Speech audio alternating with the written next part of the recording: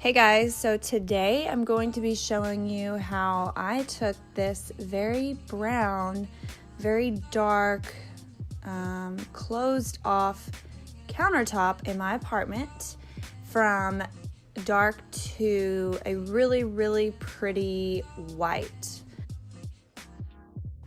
How I did this was with contact paper, and you can get contact paper anywhere. Your Hobby Lobby should have it. I got one roll from Walmart, and then I ended up ordering the online store Walmart for the remaining rolls. Now, I have an island that I did not show in this video that I did before I did these countertops, just to see how much rolls that I would need, and I ended up using 4 rolls. And they were only about $5 each, so it worked out in my favor. So here are 2 of the rolls that I used, and they're 6 foot long, so I had a lot of room to work with. And you want to make sure that you're cleaning your countertops with Windex before. You need an X-Acto knife or a straight razor, and also a good credit card. So the key is really to making sure that the surface is clean of debris. So the back of the contact paper is pretty cool. It has grids that can keep you kind of accountable and in line for whenever you're cutting and lining it up, because it really is a process. I really liked using my hip a lot to secure the paper down when I was sticking it to the cabinet, just to give me that extra support. I started off by using scissors and by cutting the contact paper, but towards the end I started using the X-Acto knife for a more precise cut. You want to make sure that whenever you're going on the edges that you're really smoothing it out and you're really taking your time. The key here is to really take your time. Slow and steady really does win the race.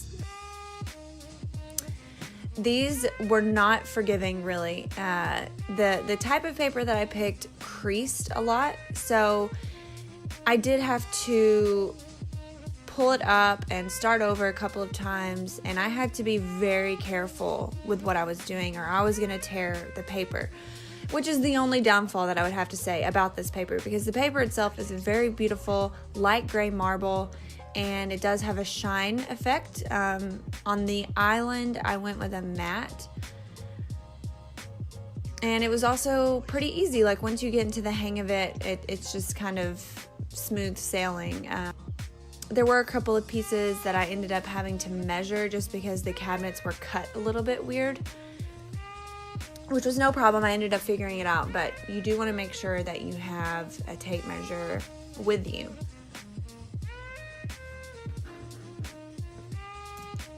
So going in on the folds is what I want to call this part, was super easy. I mean, you just line it up and gravity did the rest of the work.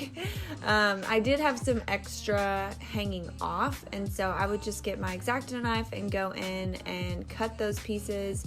And if you're seeing closely, you can see that I accidentally, on a few pieces, cut a little too close. So I just cut even smaller pieces and glued them on, or rather stuck them on in the exact shape of the piece that I messed up.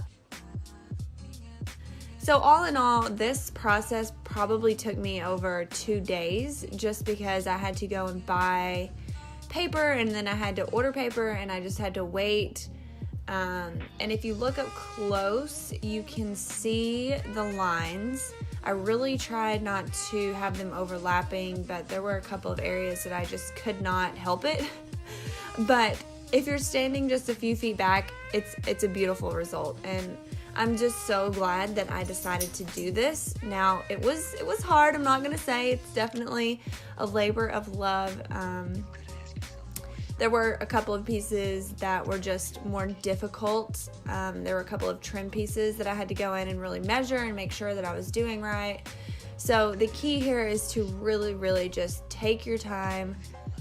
This is going to be your kitchen for the remainder of your lease, or, while you're living in the home. So definitely smooth out all edges, use that credit card, use your X-Acto knife, make sure all the edges are clean, and this is the finished result.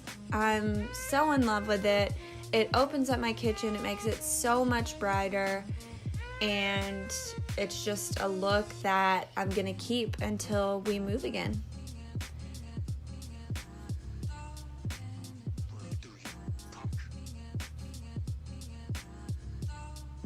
So thank you so much for watching my contact paper DIY. I would definitely do it again in a heartbeat, and I will continue to do it again if we ever choose an apartment that does have those ugly brown countertops, which is so crazy because the rest of this apartment has really pretty gray and black and white granite countertops, so it was just a little odd that these in the kitchen just were that hideous color brown.